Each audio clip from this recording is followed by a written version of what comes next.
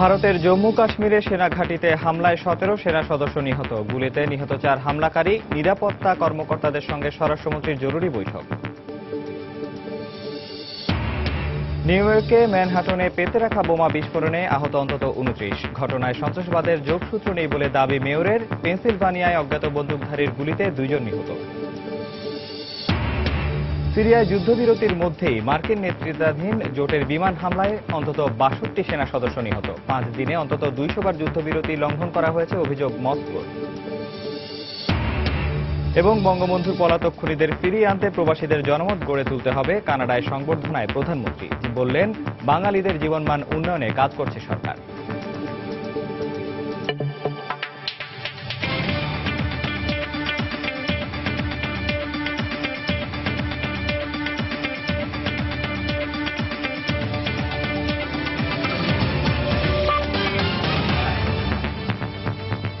আন্তর্জাতিক সময়ের সঙ্গে আছি আমি নিয়ামতুল্লাহ বাবু। ভারত নিয়ন্ত্রিত কাশ্মীরের এক সেনা ঘাঁটিতে বন্দুকধারীদের হামলায় 17 জন সেনা সদস্য নিহত হয়েছেন। আহত হয়েছেন আরও 20 সেনা। এ ঘটনায় 4 হামলাকারীও নিহত হয়। ওই এলাকায় তল্লাশি চলছে। পরিস্থিতি পর্যবেক্ষণে সেনাবাহিনী প্রধান দলবীর সিং কাশ্মীর গেছেন। হামলার ঘটনায় রাশিয়া ও যুক্তরাষ্ট্র সফর বাতিল করে নিরাপত্তা কর্মকর্তাদের সঙ্গে জরুরি বৈঠকে এই ঘটনায় মদদ দেওয়ার জন্য পাকিস্তানকে দায়ী করেছেন স্বরাষ্ট্রমন্ত্রী রাজনাথ সিং। উরি সেক্টরের সেনা ঘাঁটিতে ভোরে হামলা চালায় সন্ত্রাসীরা। দুর্ভাগ্যবশত আমাদের 17 সেনা সদস্য প্রাণ হারিয়েছে, তবে 4 সন্ত্রাসীও নিহত হয়েছে। এই ঘটনায় নিহতদের প্রতি সম্মান জানিয়ে তাদের পরিবারের প্রতি সমবেদনা প্রকাশ করেছেন প্রধানমন্ত্রী নরেন্দ্র মোদী। বলেছেন, এই ঘটনায় জড়িতদের অবশ্যই শাস্তি পেতে হবে। পরিস্থিতি পর্যবেক্ষণে সেনাবাহিনী প্রধান দলবীর সিং কাশ্মীর গেছেন। হামলার ঘটনায় রাশিয়া ও যুক্তরাষ্ট্র সফর বাতিল করে স্বরাষ্ট্রমন্ত্রী রাজনাথ সিং নিরাপত্তা কর্মকর্তাদের সঙ্গে জরুরি বৈঠক করেন। বৈঠকে তিনি এ ধরনের সন্ত্রাসী ঘটনায় মদদ দেওয়ার জন্য পাকিস্তানকে দায়ী করেন। তবে হামলার দায় এখন পর্যন্ত কেউ স্বীকার করেনি। হাফসাতুন্নেসা, সময় সংবাদ। এদিকে নিউ ইয়র্কের ম্যানহাটনে বোমা বিস্ফোরণের ঘটনায় সন্ত্রাসবাদের কোনো যোগসূত্র নেই বলে দাবি করেছেন মেয়র বিল ডি ব্লাজিও। তবে এই বিস্ফোরণ ইচ্ছাকৃতভাবে ঘটানো হয়েছে বলে জানিয়েছেন তিনি। শনিবার রাতে ম্যানহাটনের চেলসিতে এই বিস্ফোরণে 29 জন আহত হন। বিস্ফোরণের পর স্থানীয়দের মধ্যে আতঙ্ক বিরাজ করলেও নিউ ইয়র্কে বড় ধরনের হামলার হুমকি নেই বলে জানিয়েছে কর্তৃপক্ষ। প্রচণ্ড শব্দে বিস্ফোরণের পরপরই নিউ ইয়র্ক পুলিশের পাশাপাশি ঘটনাস্থলে ছুটে যান উদ্ধারকারীরা। আহতদের দ্রুত হাসপাতালে নেয়ার মধ্যেই পুরো এলাকাটি ঘিরে ফেলে পুলিশ। বিস্ফোরণ স্থলের আশপাশের রাস্তাগুলো বন্ধ করে দেওয়া হয়। স্থানীয় সময় শনিবার রাত 9টার দিকে চেলসির 23 নম্বর রাস্তায় হঠাৎই এই বিস্ফোরণের ঘটনা ঘটে। এই সময় মানুষের ছোটাছুটিতে স্থানীয়দের মধ্যে আতঙ্ক ছড়িয়ে পড়ে। হঠাৎই আমরা বিকট শব্দ শুনতে পাই। পরে আলোর ঝলকানি দেখে মনে হচ্ছিল বজ্রপাত। আমি বাসায় ছিলাম। বিস্ফোরণের শব্দে কেঁপে উঠি। জানালা দিয়ে তাকিয়ে দেখি সবাই যে যার মতো ছুটছে। এর কিছুক্ষণ পর পুলিশ ও দমকল বাহিনীর প্রধানদের নিয়ে ঘটনাস্থল পরিদর্শন করেন নিউ ইয়র্কের মেয়র বিল ডি ব্লাজিও। বিস্ফোরণের সঙ্গে সন্ত্রাসবাদের যোগসূত্র খুঁজে পাওয়া না গেলেও এটি ইচ্ছাকৃতভাবে ঘটানো হয়েছে বলে জানান তিনি। প্রাথমিক তদন্তে এটি সন্ত্রাসী হামলা বলে প্রমাণ পাওয়া যায়নি। এ মুহূর্তে নিউ ইয়র্কে বড় কোনো সন্ত্রাসী হামলার হুমকিও নেই। আমাদের আইন শৃঙ্খলা বাহিনী ও গোয়েন্দা সংস্থাগুলো তৎপর রয়েছে। সবকিছুই আমাদের নিয়ন্ত্রণে। নিউ ইয়র্ক পুলিশ জানায়, আগে থেকে সেখানে বিস্ফোরক পেতে রাখা ছিল। পরে এতে বিস্ফোরণ ঘটানো হয়। তবে প্রত্যক্ষদর্শীদের বর্ণনা ও ঘটনাস্থল থেকে আরো তথ্য সংগ্রহের পাশাপাশি বিষয়টি খতিয়ে দেখা হচ্ছে বলে জানায় তারা।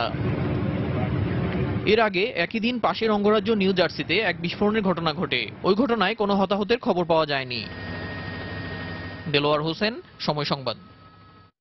যুক্তরাষ্ট্রের নিউ ইয়র্কে ম্যানহাটনের চেলসিয়ায় বোমা বিস্ফোরণের ঘটনা ঘটেছে। এতে আহত হয়েছে অন্তত 29 জন। এর আগে একই দিন নিউ ইয়র্কের আরেক অঙ্গরাজ্য নিউ জার্সিতে বিস্ফোরণের ঘটনা ঘটে। তবে এতে হতাহতের কোনো খবর পাওয়া যায়নি। নিউ ইয়র্ক থেকে বিস্তারিত জানাচ্ছেন আমাদের প্রতিনিধি শিহাবুদ্দিন কিসলু। আমি যেখানে দাঁড়িয়ে আছি ঠিক তার 100 গজ পেছনেই এই বিস্ফোরণের ঘটনাটি ঘটেছিল। ম্যানহাটনের বোমা বিস্ফোরণের ঠিক 2 ঘন্টা আগেই হাডসন রিভারের ওই পাশে যে নিউ জার্সি, সেই নিউ জার্সির একটি মেরিন ঘাটির নিকট এরিয়াতে আরেকটি পাইপ বোমা বিস্ফোরণের ঘটনা ঘটেছে এবং সেখানেও এফবিআই এই ঘটনা তদন্ত করছে। এছাড়া নিউ জার্সির আরেকটি বিচেও একই ধরনের বিস্ফোরক দ্রব্য খুঁজে পাওয়া গেছে। ম্যানহাটনের এই বিস্ফোরণের সাথে নিউ জার্সির এই বিস্ফোরণের কোনো যোগসাজশ খুঁজে পায়নি পুলিশ। আর এদিকে ম্যানহাটনে যেই জায়গাটিতে বিস্ফোরণ ঘটেছে এর থেকে ঠিক 4 ব্লক দূরে, অর্থাৎ 20 ব্লক সমান 1 মাইল, কোয়ার্টার মাইল দূরে আরেকটি এই বোমা সাদৃশ্য বস্তু পুলিশ খুঁজে পেয়েছে, যেটি এখানে এই আবর্জনা ডাম্পস্টারে বিস্ফোরিত হয়েছিল। আর এরই মধ্যে আমি কথা বলেছি, যতদূর জেনেছি আমাদের এই ঘটনার সময় একজন বাঙালি ট্যাক্সি চালক ভাই, যিনি তার ক্যামেরার সামনে কথা বলতে চাননি, তিনি তার বরাতে জানতে পেরেছি যে কোনো বাঙালি ওই মুহূর্তে ওই এলাকাতে ছিল না, অর্থাৎ কোনো বাঙালি হতাহতের ঘটনা এখনো জানা যায়নি। এদিকে ম্যানহাটনের বিস্ফোরণের ঘটনা সম্পর্কে কর্তৃপক্ষের আনুষ্ঠানিক বক্তব্যের আগেই বিস্ফোরণের তথ্য জানানোয় ডেমোক্র্যাটদের সমালোচনার মুখে পড়েছেন রিপাবলিকান প্রেসিডেন্ট পদপ্রার্থী ডোনাল্ড ট্রাম্প। শনিবার রাতে কলোরাডোর স্প্রিংসে সমাবেশে গিয়ে ম্যানহাটনের বিস্ফোরণ নিয়ে মন্তব্য করেন ট্রাম্প। এ সময় ট্রাম্প বলেন, তিনি বিমান থেকে নামার আগেই বিস্ফোরণের খবর পেয়েছেন। যুক্তরাষ্ট্র অস্থির সময় পার করছে বলেও মন্তব্য করেন তিনি। প্রেসিডেন্ট নির্বাচিত হলে যুক্তরাষ্ট্রের বিরুদ্ধে ষড়যন্ত্র ও বিভিন্ন হামলার পেছনের ব্যক্তিদের খুঁজে বের করবেন বলে জানান এবারের নির্বাচনে সমালোচিত এ রিপাবলিকান প্রার্থী। এদিকে ট্রাম্প প্রেসিডেন্ট নির্বাচিত হলে দেশকে পেছনের দিকে নিয়ে যাবেন বলে মন্তব্য করেছেন তার প্রতিদ্বন্দ্বী হিলারি ক্লিন্টন। শনিবার কংগ্রেসের ডেমোক্র্যাট দলীয় কৃষ্ণাঙ্গ ককাসের সমাবেশে যোগ দেন হিলারি। দেশকে এগিয়ে নিয়ে যেতে বারাক ওবামার ধারাবাহিকতা বজায় রাখতে হবে উল্লেখ করে হিলারি বলেন, ট্রাম্পের বিদ্বেষমূলক নীতি যুক্তরাষ্ট্রের জন্য বিপজ্জনক হবে।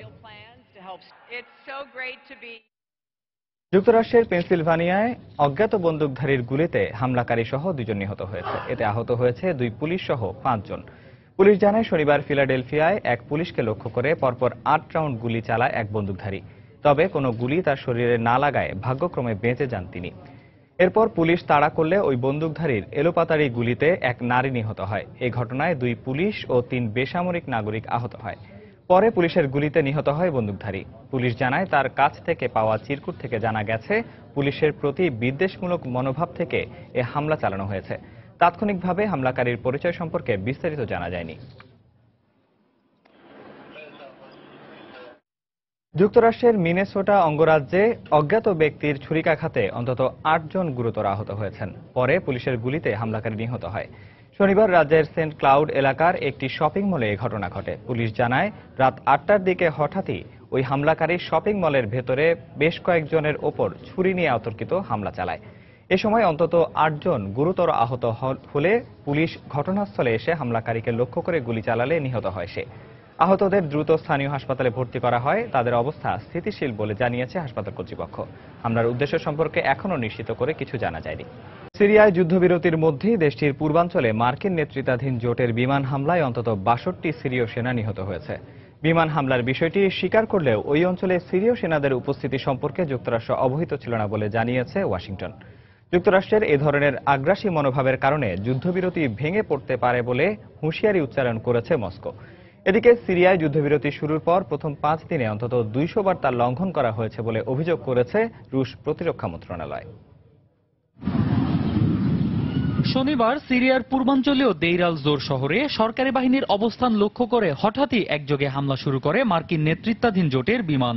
যুক্তরাষ্ট্রের পক্ষ থেকে একে আইএস বিরোধী বিমান হামলা বলা হলেও এতে নিহত হন অর্ধশতাধিক সিরীয় সেনা। ওই অঞ্চলে সিরীয় সেনাদের উপস্থিতি সম্পর্কে যুক্তরাষ্ট্র অবহিত ছিল না বলেও ওয়াশিংটনের পক্ষ থেকে জানানো হয়। একই সঙ্গে এই ঘটনায় দুঃখ প্রকাশ করে নিহতদের পরিবারের প্রতি গভীর সমবেদনা জানায় ওয়াশিংটন। হামলার পরপরই নিউ ইয়র্কে জাতিসংঘ সদর দফতরে জরুরি বৈঠকে বসে নিরাপত্তা পরিষদ। বৈঠকে হামলার বিষয়ে যুক্তরাষ্ট্রের ব্যাখ্যা পুরোপুরি প্রত্যাখ্যান করেন জাতিসংঘে নিযুক্ত রাশিয়ার রাষ্ট্রদূত ভিতালি চুরকিন। তিনি বলেন, হামলার সময় এবং ধরন বিশ্লেষণ করলে বোঝা যায় সম্পূর্ণ জেনে শুনে এবং উদ্দেশ্য প্রণোদিতভাবেই সিরীয় সেনাদের অবস্থান লক্ষ্য করে এ হামলা চালানো হয়।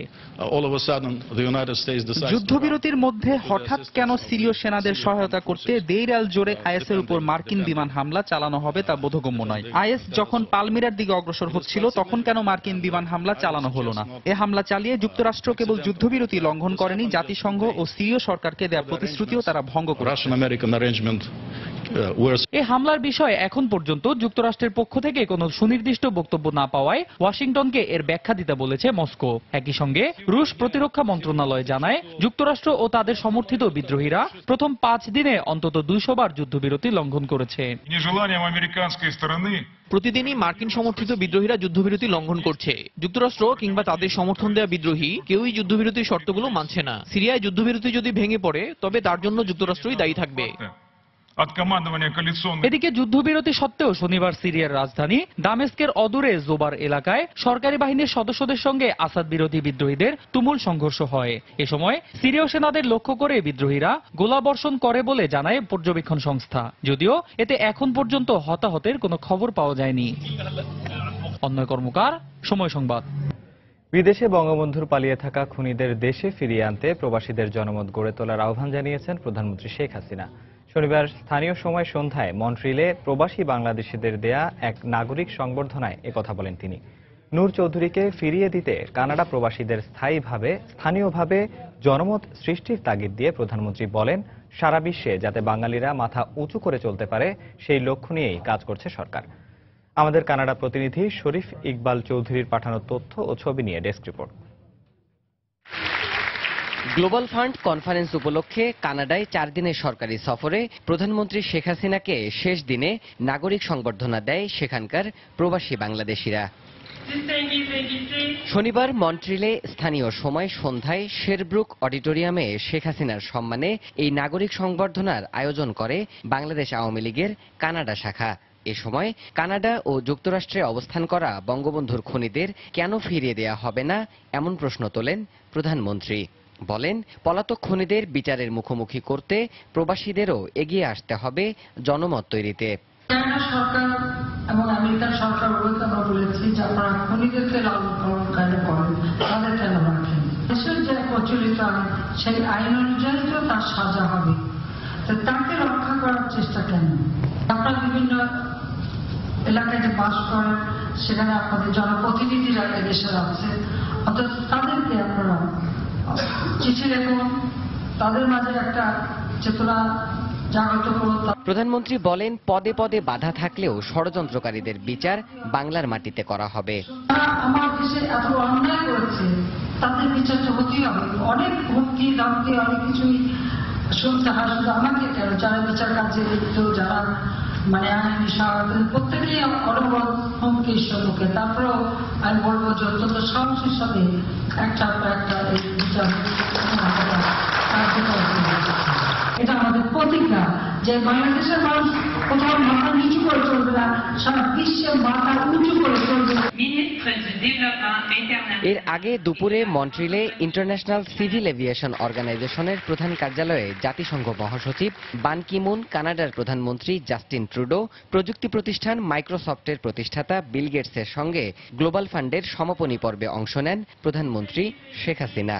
ম্যালেরিয়া ও এইডসের মতো দুরারোগ্য ব্যাধি নির্মূলে $13 বিলিয়ন সংগ্রহের লক্ষ্যমাত্রা নির্ধারণের মধ্য দিয়ে শেষ হয়েছে 2 দিনব্যাপী গ্লোবাল ফান্ড কনফারেন্স। রোববার স্থানীয় সময় দুপুরে জাতিসংঘের 71তম সাধারণ অধিবেশনে যোগ দিতে নিউ ইয়র্কের উদ্দেশ্যে মন্ট্রিল ত্যাগ করবেন প্রধানমন্ত্রী শেখ হাসিনা। সময় সংবাদ, মন্ট্রিল, কানাডা। আন্তর্জাতিক সময় আরো যা দেখবেন। রাশিয়ায় সংসদ নির্বাচনে ভোট গ্রহণ চলছে, বুথ ফেরত জরিপে এগিয়ে পুতিন সমর্থকরা।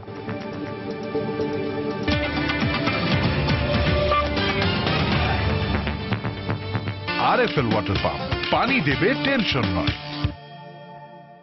পশ্চিম তীরের হেব্রন শহরে ইসরায়েলি সেনাবাহিনীর গুলিতে এক ফিলিস্তিনি নিহত হয়েছে। ইসরায়েলি সেনাবাহিনী এক বিবৃতিতে জানায়, হেব্রনের তেল রুমেইদা এলাকায় নিয়মিত নিরাপত্তা তল্লাশি চালানোর সময় এক সেনাকে ছুরিকাঘাত করে ওই ফিলিস্তিনি। জবাবে ঘটনাস্থলে উপস্থিত নিরাপত্তা বাহিনীর সদস্যরা হামলাকারীকে লক্ষ্য করে গুলি করলে তার মৃত্যু হয়। এর আগে শুক্রবার ইসরায়েলি সেনাবাহিনীর ওপর হামলা চালানোর অভিযোগ তুলে 3 ফিলিস্তিনিকে গুলি করে হত্যা করা হয়। এই নিয়ে গত 2 দিনে ইসরায়েলি সেনাবাহিনীর গুলিতে 5 ফিলিস্তিনি নিহতের ঘটনা ঘটল।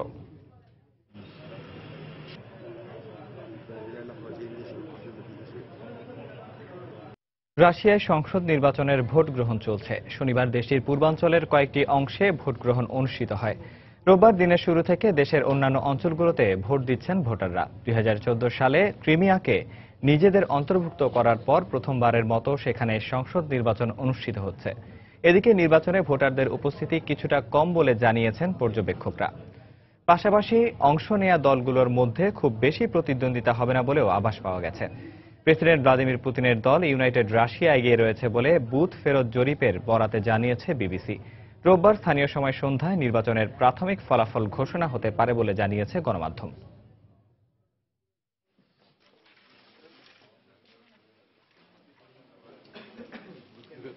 যুক্তরাষ্ট্র ও ইউরোপীয় ইউনিয়নের মধ্যে প্রস্তাবিত trans Atlantic trade and investment partnership TTIP চুক্তির বিরোধিতা করে জার্মানি জুড়ে ব্যাপক বিক্ষোভ হয়েছে। টিটিআইপি সই হলে নাগরিক অধিকার লঙ্ঘিত হবে বলে দাবি বিক্ষোভকারীদের। বিশ্বের ইতিহাসে সবচেয়ে বড় এই বাণিজ্য চুক্তির বিষয়ে আগামী অক্টোবরে দ্বিপাক্ষিক আলোচনা শুরুর কথা রয়েছে। বিশ্বায়ন বিরোধী নানা প্ল্যাকার্ড ও স্লোগানে মুখরিত বার্লিনের রাজপথ। যুক্তরাষ্ট্র ও ইউরোপীয় ইউনিয়নের মধ্যে প্রস্তাবিত টিটিআইপি চুক্তির বিরোধিতা করে এই বিক্ষোভে যোগ দেয় রাজনৈতিক দল ও ট্রেড ইউনিয়নের সদস্যরা। বিক্ষোভ হয়েছে মিউনিখেও। প্রস্তাবিত চুক্তিটিকে বিশ্বের ইতিহাসে সবচেয়ে বড় মুক্ত বাণিজ্য চুক্তি হিসেবে বিবেচনা করা হচ্ছে। এর বাস্তবায়ন হলে সংশ্লিষ্ট দেশগুলো তাদের আমদানি শুল্ক প্রত্যাহার কিংবা শূন্যের কোটায় নিয়ে আসবে। টিটিআইপির ক্ষুদ্র সংস্করণ সেটা নামের একই ধরনের একটি চুক্তি হওয়ার কথা রয়েছে কানাডার সঙ্গেও। এ চুক্তি আটলান্টিকের দুপারের বাণিজ্য প্রবাহ জোরদার, নতুন প্রবৃদ্ধি ও কর্মসংস্থান সৃষ্টি করবে। কিন্তু চরম গোপনীয় এই চুক্তির বিরোধীরা বলছেন টিটিআইপি উত্তর আমেরিকা ও ইউরোপের কোটি কোটি ভোক্তার নিরাপত্তাকে হুমকিতে ফেলবে। এতে বড় বড় কোম্পানির ক্ষমতা বেড়ে যেতে পারে, যা নাগরিকদের খাদ্য নিরাপত্তা ও পরিবেশগত আইনের উপর চাপ সৃষ্টি করবে।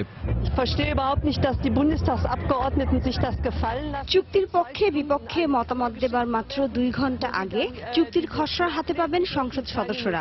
কেবলমাত্র পড়ে দেখতে পারলেও কোনো নোট নিতে দেয়া হবে না। টিটিআইপি চুক্তির বিষয়ে জনগণকে একেবারেই অন্ধকারে রাখা হবে, যা সম্পূর্ণ গণতন্ত্র বিরোধী।